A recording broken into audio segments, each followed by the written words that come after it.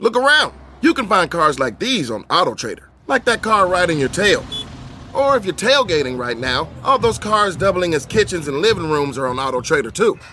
Are you working out and listening to this ad at the same time? Well, multitasking pro, cars like the ones in the gym parking lot are for sale on AutoTrader. New cars, used cars, electric cars, maybe even flying cars. Okay, no flying cars, but as soon as they get invented, they'll be on AutoTrader. Just you wait. AutoTrader. Every team, every topic, everywhere. This is Believe. Welcome to Orioles on the Verge. This is Zach Spedden, joined as always by Bob Phelan and Nick Stevens. And if you are watching us live tonight, you are seeing some fresh new graphics, a brand new intro. We have to shout out longtime patron Matt Winters for helping us put this together. He did excellent work. This is a new look that we're bringing you in 2025. On my end, I was glad to not have to hear that Bon Iver cover of elevator music anymore leading into the countdown. So that was good. I feel a little bit more energized tonight, but a lot of good stuff coming up here in 2025 on Orioles on the Verge. And on tonight's episode, we're going to break down the Orioles signing of Charlie Morton to a one-year, $15 million contract, and then we'll check back in later this week with our minor league roster predictions here on Orioles on the Verge, which is brought to you by BetOnline. BetOnline continues to be the world's most trusted betting platform and your number one source for online betting in 2025. Whether you're a seasoned fan or a first-time bettor, BetOnline is your ultimate game day companion. With the largest selection of odds on everything from football, the NBA, college basketball, to NHL and UFC, BetOnline is the number one sports betting source for the new year. From touchdowns to three-pointers and hat tricks, BetOnline has you covered on every game, every play, and every win. BetOnline, the game starts here. And before we get into tonight's show, we're going to welcome a couple of new patrons to our community, our first two new patrons of 2025, and for that, I will turn it over to Bob. Yeah, absolutely. Welcome aboard to JJ as well as Nick Brooks, both signed up in the new year, and hey, I think 2025 is going to be a great year for the Orioles, a great year for us, and a great year for patrons who join us. So thank you guys for signing up, and I hope you enjoy the content. Absolutely. Now, before we get into tonight's show, we do want to acknowledge the passing of former Oriole Brian Mattis at the age of 37. Mattis was found dead Monday in a home in Phoenix. The cause of death has not been reported at this time. The Orioles announced his passing in a statement on Tuesday and said, quote, "A staple in our clubhouse from 2009 to 2016, Brian was beloved throughout Birdland, and his passion for baseball and our community was unmatched. He dedicated his time to connecting with any fan he could, was a cherished teammate, and always had a smile on his face." Mattis was a first-round pick by the Orioles who would later emerge as a part of their pitching staff in 2009. He initially broke into the majors as a starter, but would move to the bullpen and was a key part of the Orioles' playoff runs in 2012 and 2014. All of us here at Orioles on the Verge send our condolences to Mattis's family and close friends, as well as his former teammates on the Orioles. Bob, I know you had a chance to watch him a lot during his career, especially in the major leagues, so I know you had a couple memories you wanted to share. Yeah, just, when he was drafted, it was in the thick of the long drought of losing baseball for the Orioles, and really thought he was going to be this lefty ace. And unfortunately, that didn't happen, but he did have a really solid major league career. He owned David Ortiz, lefty specialist, and yeah, like Vivek said in the chat, 2012 wildcard game, did a number on Josh Hamilton. So yeah, I think he was also a little bit before his time. I think I think it was Garrett pointed out in the Discord that he had a lot of spin, a lot of extension on his fastball. It was only 91, 92, but it played up. So I think if he would have been a young pitcher in this day and age with the Orioles, he might have fared a little bit better. But yeah, it's really, really sad and unfortunate. And hopefully when the news finally comes out about what happened, it's not even more sad. And with that, now we'll transition into the main topic of this episode, which is the Orioles signing of Charlie Morton to a one-year, $15 million contract. Morton has been in the major leagues for a long time now, entering his age 41 season. He has been with Atlanta for the last 4 years, and even though he is getting up there in age, obviously, and the stuff is diminishing a little bit, and the results have dropped off somewhat, he's still a pretty solid pitcher. For Atlanta last year, he threw 165 in the third innings across 30 starts, posting a 4.19 ERA and striking out 167 batters in that span, which is impressive for a guy that doesn't rely on high velocity. We know that with his ceiling at this point, he's probably a solid number 3 or number 4 starter for a contending team, and not the top of the rotation arm that a lot of Orioles fans are still hoping the team will acquire between now and when pitchers and catchers report in a month. So there's a little bit of a challenge here, I think, which is trying to think about what you want the Orioles to do with the rest of their offseason, but then evaluating the Morton signing on its own terms. And I know for me, those are two kind of different feelings. And I want to get into that a little bit tonight. And then we'll also talk about where the Orioles may go from here. But Nick, I'll start with you. What is your thoughts on this move, just on the point of signing Charlie Morton? It is tough to just kind of look at this, take it for face value, I guess, if you will. Like you said, we're going to get into specific scenarios and what ifs in a minute. So like trying to keep this just strictly based on what the roster looks like right now. And my initial take on the signing was just like, honestly, I think I was sitting on my couch and, open up Twitter, scrolling through, I see the Orioles posted. I'm like, why? Not like this is dumb. I need to post something on social media right now. My instant reaction. I need to get down to the warehouse with my pitchfork. But like, why would they do this? Like, this doesn't mean the roster is set, but more like just like a genuine, what purpose does this signing serve? Why did they feel like they needed to make this move? And just looking at the roster as it stands right now, not looking at possible trades or anything else, but thinking about it like the next day, I was on board with the signing, and really just for one big reason. Excuse me. And that's just like his reliability. Like, he's not the Corbin Burns replacement. He wasn't brought in to raise the ceiling of this rotation. I know everyone wants that move right now. They wanted that move a month ago, but he brings like stability and reliability to a starting rotation that, as it stands right now, has a lot of question marks, I think. And you look at Grayson Rodriguez, hasn't proved that he could stay healthy across in the big leagues up to this point. Dean Kramer's had 3 full seasons in the big leagues. I feel like he should be 35 years old, and we talked about his 10th year in the big leagues, but just 3 full seasons. He's only crossed 130 innings once in those 3 seasons. That was back in 2023. We don't know when Kyle Bradish is going to come back. And again, what is he going to give you in 2025? We have no idea how Tomoyuki Sagano is going to transition to pro ball here in the States. Chase McDermott, injury control issues. Cade Povich, yeah, he's poised for year 2 breakout growth, but that's still a big question mark as well. Brandon Young hasn't thrown a single pitch in the big leagues. Just kind of like going through all these guys. Trevor Rogers, we don't know. Promising into last year in AAA, but we just don't know. Albert Suarez, obviously the second half regression. A lot of question marks there. And like you mentioned, Charlie Morton's stability and what he brings, like it's 6 of the last 7 years, 30-plus starts. Obviously, 2020 was the only outlier season.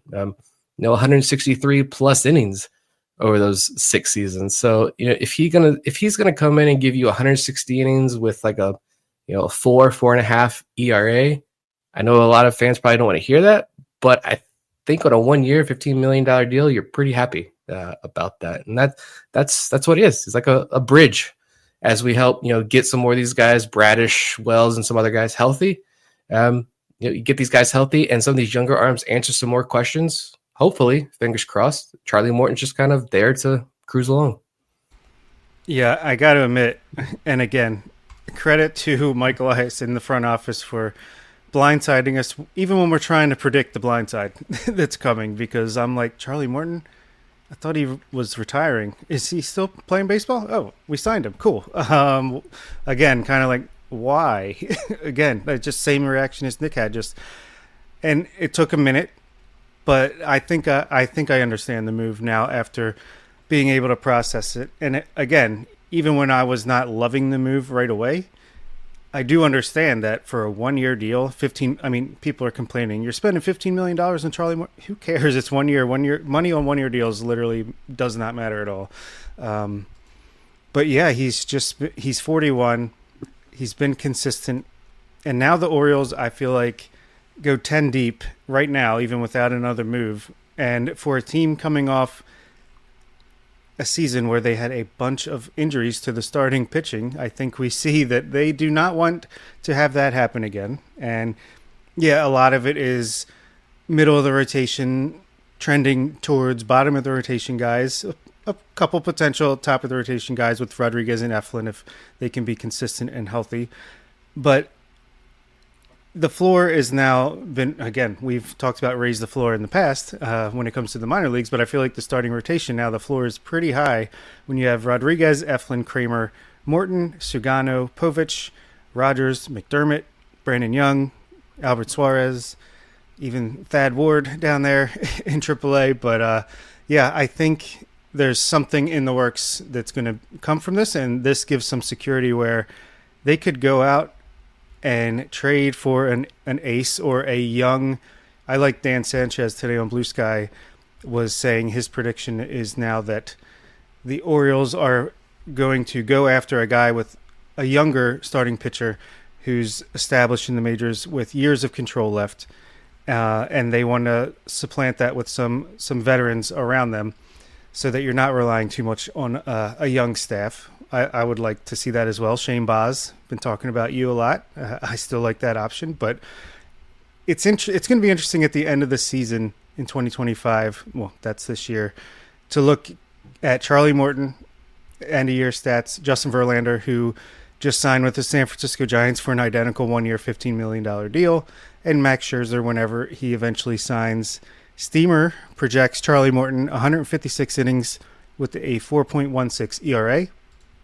They predict Justin Verlander with a 130 innings with a 4.25 ERA, and Max Scherzer with a 137 amount of innings at a 3.97 ERA. So, I mean, if you were okay with signing a Verlander or a Scherzer for a year, you should have no problem signing Charlie Morton for a year either. At the end of last season, I had made the point that I think one of the failings of the 2024 Orioles was that the front office, and they couldn't have anticipated the extent of the injuries that they had, but that if they had an offseason that focused a little bit more on depth, some of these issues could have been mitigated. And at the time, I said that you might not have thought it when Kyle Gibson signed with the Cardinals before the 2024 season that the Orioles were going to miss him. But there were a lot of points last year where the Orioles could have used Kyle Gibson. And I kind of view Morton as the guy that helps make up for that now you can slot Morton into your rotation anywhere in the 3 to 5 range. You know you're going to get 160, 165 innings.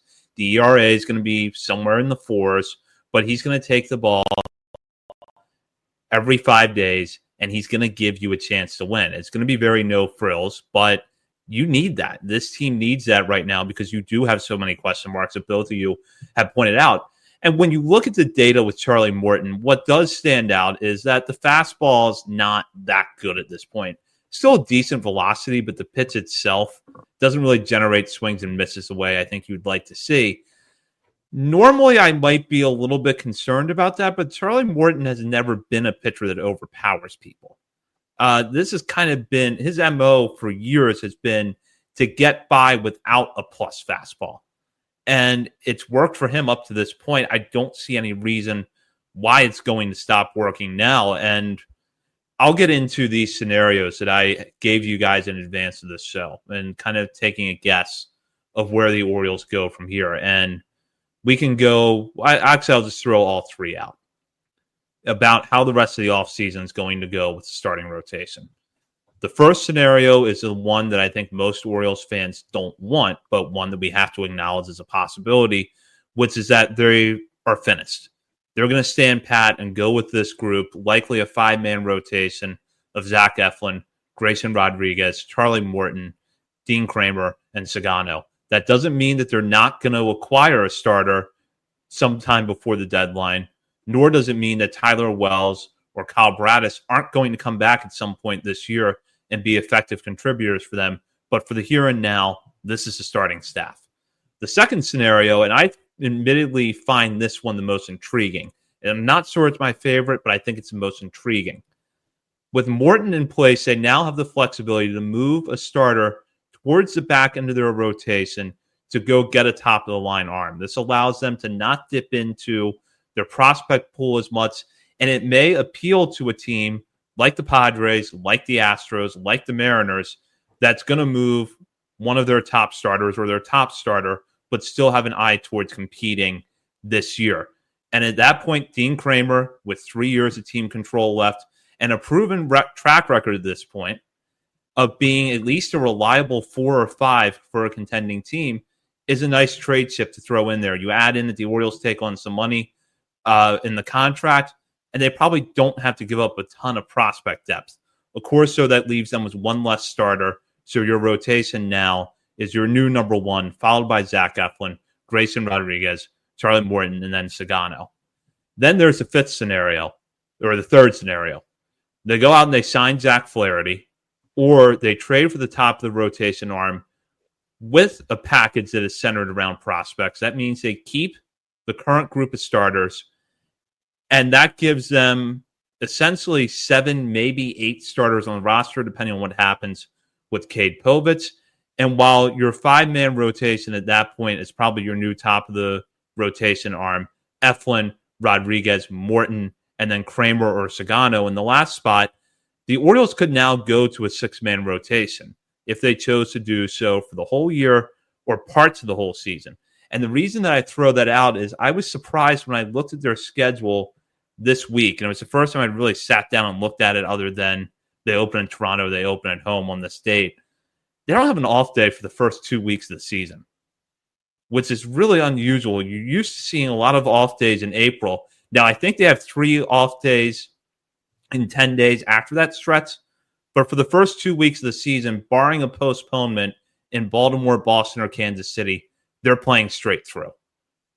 So maybe there's a case for having a 6-man rotation initially that shouldn't shape your plans for the whole offseason, but it is kind of an added bonus if you can plan for the first couple of weeks of the year knowing, hey, we've got 7 starters in case someone's a little slow at coming out of camp or someone unexpectedly gets hurt in spring training. So just considering those 3 scenarios, what do you guys want to happen, and then what do you think will happen? I personally think there's a trade in the works, and while you can't force a trade, the other team has to agree to it. There has to be, mutual interest there. So I think bare minimum, even if this is the 5 we go into the season with, and they don't make that trade until the trade deadline, it's not the end of the world. Like I said, you have depth. You're going to at least be in every game, you would imagine, day in and day out, unless someone just has not their best stuff that day. But you have a competent starting pitcher on the mound every game, even without an upgrade. But obviously, we wouldn't be thrilled about that. We would be disappointed for sure. At least I would. And yeah, I just think that this gives the Orioles some options and a justifiable reason to say no to an offer where it's like, no, we don't have to take this offer because we have 5 starters, 6 starters, 7 starters right now as it is. So sorry, come back to us if you want to do it. That gives them a little bit more leverage, I feel like. And like I saw someone, I don't even know where it was, say that maybe the order of operations is a little bit different. It's going to throw fans off, but just pretend they traded for a guy first and then signed Charlie Morton afterwards. Then it would make a lot more sense. So let's give it time to see the complete picture. I would love to trade Dean Kramer and one of the Ryans at first base for that starting pitcher, whether it's Luis Castillo of the Mariners or one of the other more exciting names, whether it's a rental or someone with control. That's what I would love to see. And honestly, I think that is what's going to happen. But you can't guarantee it. So we'll see. Once February 1st gets here and we don't have a 2025's version of Corbin Burns, then we'll reevaluate.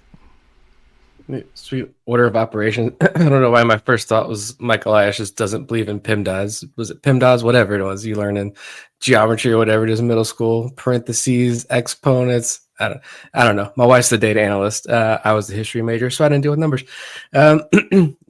If they stand pat, obviously I'd not be happy about that one. I just, again, very concerned about what Brash is going to bring. I applaud those who are optimistic about what he's going to give you at the end of the year, but like to sit back and be like, this rotation, the depth that we have is good enough to get us to when Kyle Bradish is healthy. Then he's going to come back. That's going to be a big addition. Don't trust that. I also don't want to just sit back and say, oh, they'll figure this out at the deadline, because you have no clue who's going to be available at the deadline. You don't know who the buyers or sellers are going to be, what injuries are going to manifest. Like, competition goes up, prices go up. You could easily be, the SpongeBob meme, staring at everybody outside having fun while you're inside sad. So I obviously don't like that. I don't think anybody would. I also agree that I like the second option because I don't want to assume that the trade is in the works just because Charlie Morton was brought in, like Bob mentioned, the reverse order of operations here, because this organization has done nothing that I've assumed they would do this offseason. But I would absolutely love that, because this is a way where you don't want to keep trading for rentals. I get that, depleting the farm.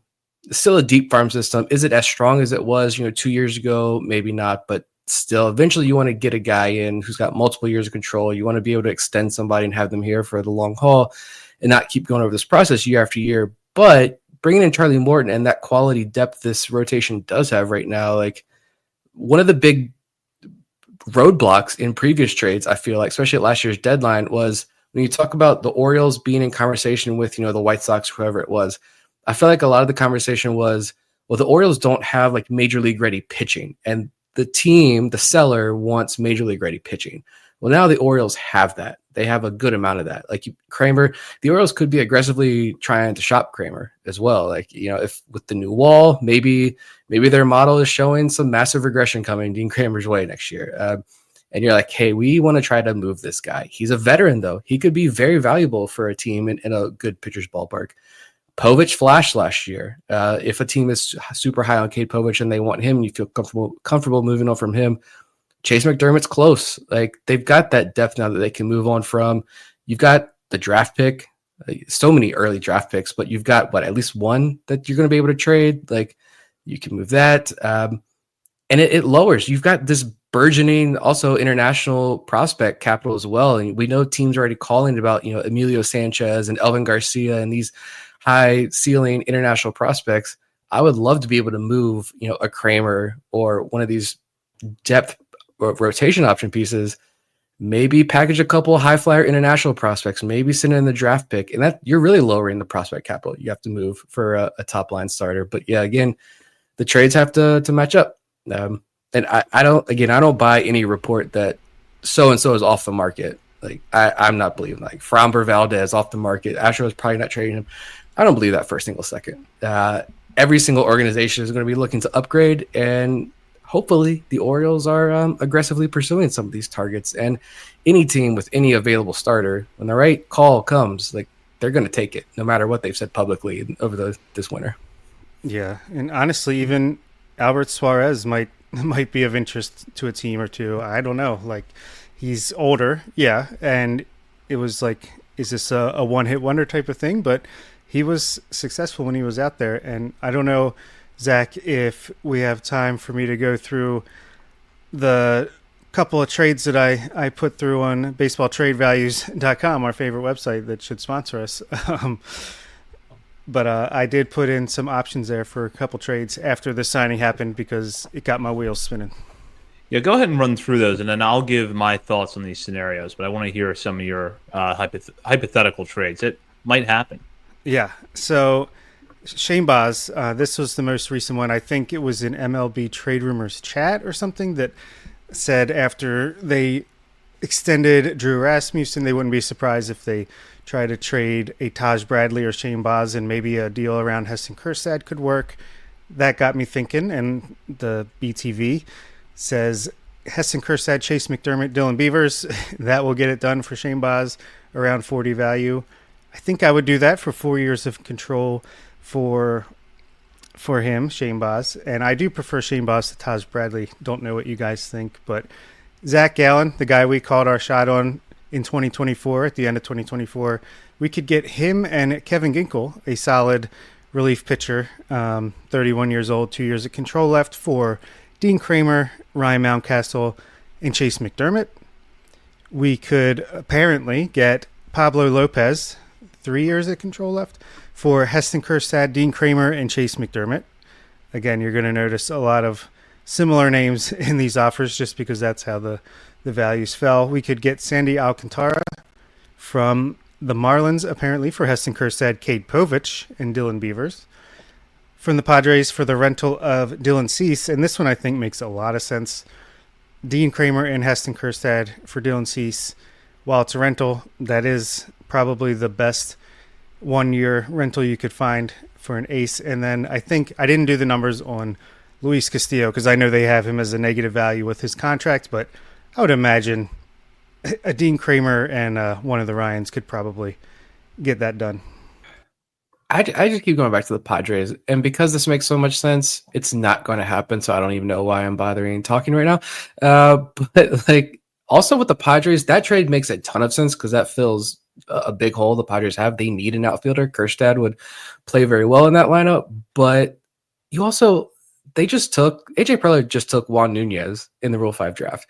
Who knows what this guy has an infatuation with 17-year-old Dominican kids? Like, who knows what AJ Preller would take to get Cease? I was really hoping that this Sasaki stuff would just finally end and he would just sign. And I hope it's the Padres because I feel like mystery team though. There's apparently a mystery team. Yeah, I'm not getting my hopes up. But I've been hoping he goes to the Padres just because I wonder if that helps the situation where, maybe they say, all right, we've got Sasaki. Yeah, we'll take Kramer. And then, maybe you don't have to move Kjerstad. Maybe we can, again, move some of these international guys, younger, higher ceiling international guys. Or maybe they value someone just insanely high that we're not even thinking of. Because, again, this is AJ Preller. He's a wild card.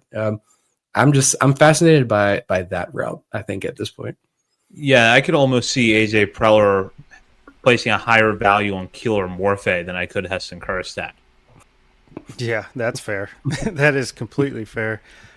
And honestly, the longer Anthony Santander, I keep saying it, but the longer he's out there, the more I'm like, maybe it's not impossible he comes back. Or I saw something about James Outman being shopped today by the Dodgers. Maybe that could be a Heston Kjerstad replacement if you lose him in a trade. But Zach, I want to hear your thoughts. So as we sit here, I think that the scenario that I think is most realistic is the second one, which is that they're going to shop one of the starters that would pitch towards the back part of their rotation to get the top of the rotation arm. I think their preference would be to move Dean Kramer for the reasons that you brought up, Bob, with the wall moving in, maybe the model is showing some regression, but it's also on the table that if a team like the Marlins, who I don't know what the Marlins are going to do for the rest of this decade, doesn't value Kramer that highly, but they like Cade Povich and more years of control and the lower cost for now, that Povich is on the table in the deal with the Marlins, or Chase McDermott's on the table at that point. I think Kramer makes a ton of sense for the Mariners. I think he makes a ton of sense for the Padres. And I even think he makes a ton of sense for the Twins because I sense with Minnesota that the Pablo Lopez speculation is more about the contract, which I think is a perfectly reasonable deal for Lopez. I have no reservations about the money at all. I think it's more about the contract than them wanting to do a full teardown. So you get 3 years of Dean Kramer. That gives you something to work with if you think that in 2026 you could be back in the playoff chase. Or even you think if certain things break your way, you're a wild card team in 2025. So I think Kramer does fit into a lot of cases. I would not rule out the third scenario, though. And the reason I say that is that if you look at the teams that make a push for the playoffs every year, the Dodgers are the poster child for this. It feels like the Dodgers have more starters than there are roster spots typically allocated for pitchers. They're the poster child of this. But Cleveland does a very good job of it. Milwaukee does a really good job of it. Someone gets hurt and it's just the next man up and they find a way to make it work. And I sort of sense that might be the next frontier for the Orioles is we now know how to put together a competent 1 through 5, but we need to get better at what is our 1 through 8 in case 3 of those 5 get hurt, which is what happened last year. Yeah, they're getting there. Honestly, like we're starting to see that this year. You traded a couple of pretty big pitching prospect pieces last year's deadline, but these guys are bubbling up, and I think they are. And yeah, that point, I feel like that's one of the points that stood out to me. Go back, a year plus ago? It's been 2 years maybe by now, when Eve Rosenbaum was on the show, and you guys interviewed her, and she specifically, I remember her talking about the depth and how critical that was, and she highlighted, I feel like, more than once that time. The Orioles are getting there, though, in that aspect. But yeah, you know what? My fun answer is, again, sign Jack Flaherty and watch it all burn down. That's the sick and twisted side of me, which is just like normal, everyday me. That's what I want to see, if I'm being completely honest. But I don't know. Well, again, we don't know what's going to happen. There's still 5-6 weeks, and it's just, I feel like we're just like going in circles, and just every week we're like, oh, what about this guy? But I don't think they're not done. That's all I know is they're not done. I do love that fans are like, don't have enough pitching. How are you going to replace Burns? They're scared to spend money. Meanwhile, the Orioles have spent like the 6th or 7th most amount of money in the majors and free agency, but they sign a pitcher. Oh, not him. No, why would you spend that money on him? It is kind of a funny dichotomy there. It's almost like they're not trying to win. Yeah. What was the award that we give away every year? We have a front runner for 2025. Got to win those. Got to stack those AAA championships. Mike's only got one. He wants to hang multiple banners down there at Harbor Park, right? Come on. And with that, before we say anything else, that does it for this week. So we will be back later this week to take a look at minor league rosters, and we're going to go from AAA down to the FCL and project how their rosters are going to look on their respective opening days, and tell you which teams you should be the most excited to watch. Really, the answer is all of them, but we're going to let you know on the night when they're all playing which one you should prioritize. That'll be on later this week on Orioles on the Verge. In the meantime, you can check us out on our many social media channels, including Facebook, Instagram, Threads, X, TikTok, and YouTube. We're also over at Substack, OriolesOnTheVerge.substack.com. And while you're browsing around, be sure to head over to our Patreon community and sign up today to become a member. We are in the midst of our top 50 prospects countdown now. As we record this episode, we're in the low 40s, so we're still very, very early into the countdown. Plenty of time to jump on. If you get in now, you're going to hear most of it. You're going to be able to go back and access the episodes we have already posted. For Bob Phelan and Nick Stevens, this is Zach Spedden. You've been listening to Orioles on the Verge, presented by BetOnline and part of the Believe Podcast Network.